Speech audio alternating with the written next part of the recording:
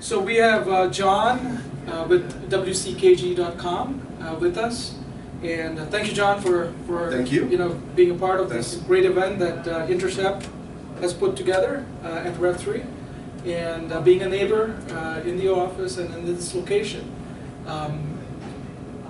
I would say, can we get a brief overview on what WCKG's goals are, right? Yeah. When it comes to radio and the programs that you guys broadcast today. Yeah, so it's not common anymore to find a situation like ours where a radio station is owned by a single entity. A lot of radio stations have gone the way of huge corporate groups with a lot of different interests, most of them revolving around bottom lines, money, not too much local involvement, not too much development for small businesses or people looking to get a certain message out there. So what we try to do is carve out a certain area of the radio dial, AM 1530, that is available for people who want to take advantage of it. We let people who have no experience doing radio shows but are very passionate and interested in getting their product in front of a larger audience come on. We put them through a boot camp, if you will, or a little bit of a training session so that they're creating content without knowing it. While they're innovating their products, while they are working with their clients, we have a way to record that, not just audio, but video and using text, so that these people can now have a full-blown content media strategy plan without doing anything different. People think that it's a mountain to climb to start doing a radio show or to start doing a podcast. People don't realize that you're probably already doing enough content just by making your phone calls every day or exchanging stories with your clients. If you just take a few extra minutes to set up a camera or use your phone and make a little bit of a recurring theme within all of your talks, you're already starting to do a podcast. It's almost done. Okay. You just have to put a few more touches on it, but it's very easy for us to find people who are hungry and people who are interested in getting their message out there, and we just need to point them in the right direction. So technically, if I may understand this, Bill Gates, Steve Jobs, so both of them great technical visionaries. Mm-hmm.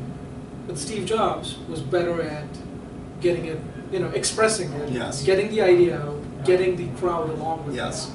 So what you're enabling is the Bill Gates of today, yes, to become Steve Jobs technically. It's positioning, it's presenting yourself as a different product or a different vibe. Right. Steve Jobs wore the same thing every single time he stepped on that stage. So you knew when you saw the black turtleneck and jeans, something awesome was about to come out next. I'm not saying that Bill Gates didn't do something similar to that, but repeated and deliberate measures were taken to make sure that every time Apple was holding a conference, it stopped the world, which it still does to this day.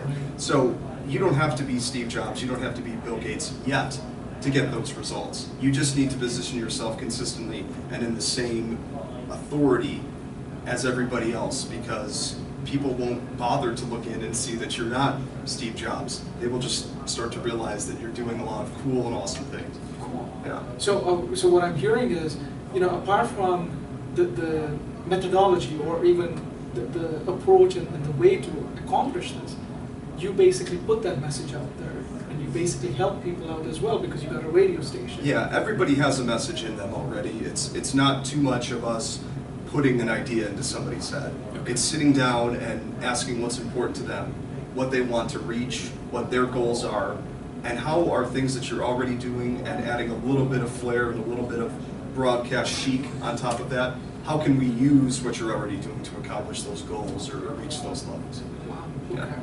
Cool. And from a radio station standpoint, I know it's a local DuPage radio at this juncture. Are there any plans of growing, and are you seeking audiences outside, international? Yeah, we broadcast on the internet 24/7 and have our own app, and we've really stopped limiting ourselves. People can really reach our content anytime, anywhere. We have SoundCloud pages set up and podcasting outlets that are just constantly populating with our content, and to us, nothing is worth doing if it doesn't live forever.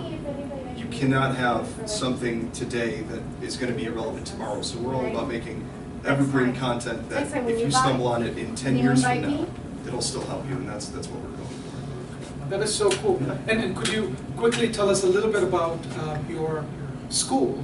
You know, I know that there are school kids who come to your studio, and you're helping the school radio stations as well. Yeah, I kind of took that project on myself.